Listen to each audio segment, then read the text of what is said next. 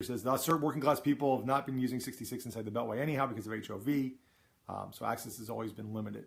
But the pay if you can, it feels like a huge slap. I'm going to see if I can see more. If you guys could keep the comments short. It stings right now, but hopefully in the long run it just means more revenue for Northern Virginia. So, you know, the tolls are not about raising money, too. This is the other part of this. I just want to clear up some of the misconceptions. This is not privately owned. This is not for Transurban's benefit. It's not for the benefit of any corporation. VDOT owns this facility inside the Beltway.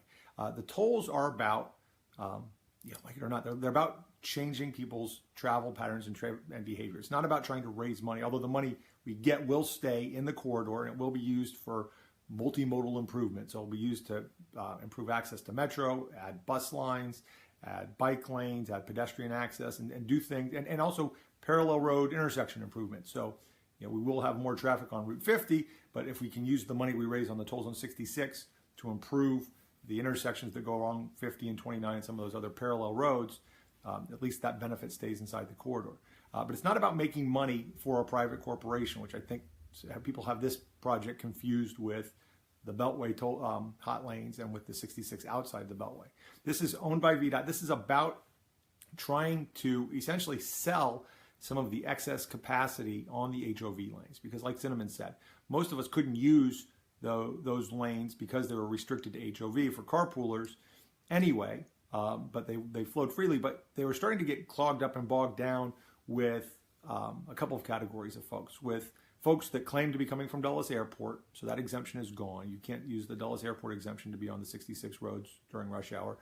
With carpoolers that had hybrids that were grandfathered in, those folks now in single occupancy vehicles have to pay. And I know I've heard from Grace Wolf and some others that have held on to those hybrid plates that were grandfathered and hoped to use them forever.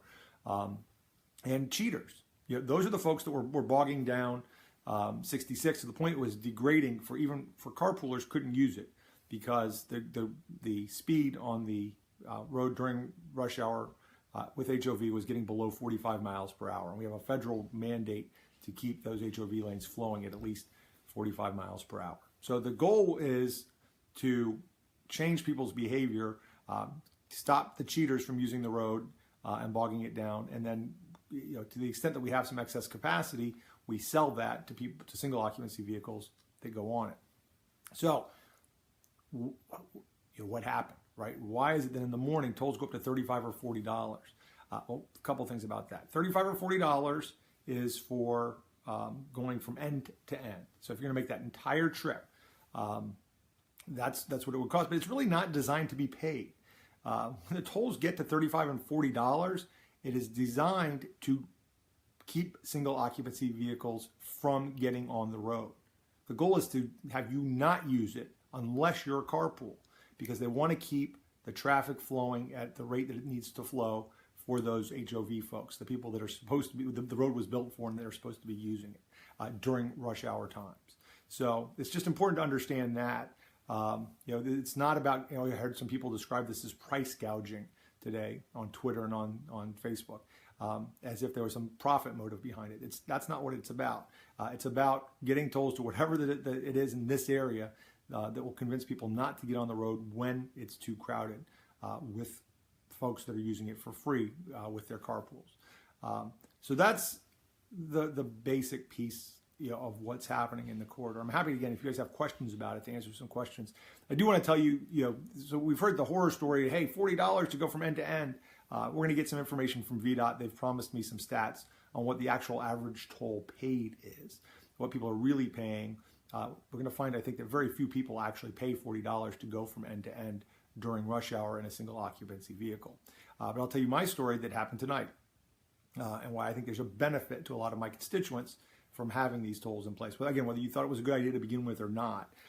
Today, my wife called at my office in McLean and said, can you pick Emily up from crew practice today at 5:30? I said, 5:30, that's kind of tight. I've got a meeting with the school board at Gatehouse in Merrifield at 6. But I think I can make it work. So I went, picked up my daughter at crew practice at 5:30, dropped her off at my house off of Idlewood Road, got back on Idlewood and got to the intersection of Route 7 and 66.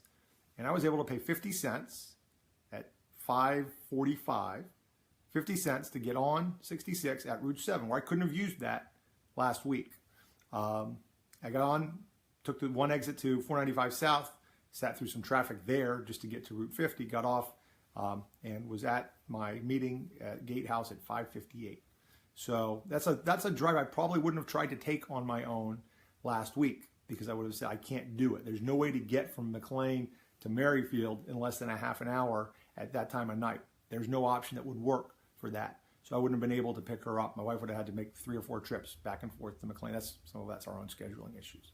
So that's the kind of option that you want to create by letting somebody. So at the end of the road, just between 7 and 66 West and 495, there was plenty of excess capacity tonight at 5:45, and they could sell it cheap for 50 cents, and I could get on it and use it. And it helped our family, to organize our life around the different things that we want to do.